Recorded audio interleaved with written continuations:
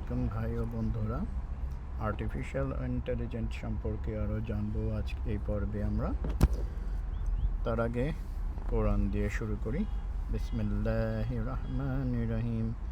আলহামদুলিল্লাহি রাব্বিল আলামিন আর রহমানির রহিম মালিকি ইয়াউমিদ্দিন إياك نعبد وإياك نستعين اهدنا الصراط المستقيم صراط الذين أنعمت عليهم غير المغضوب عليهم ولا الضالين।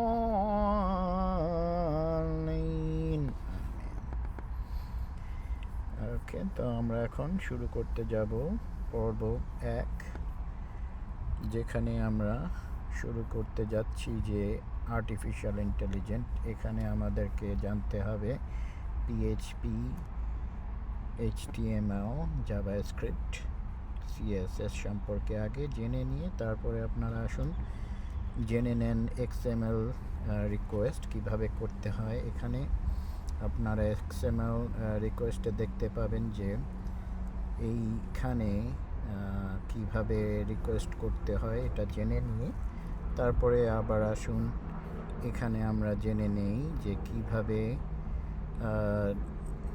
সিএসএস করে এপিআই কি দিয়ে কাজ শুরু করে দিতে হয়। ওকে, আসসালামু আলাইকুম।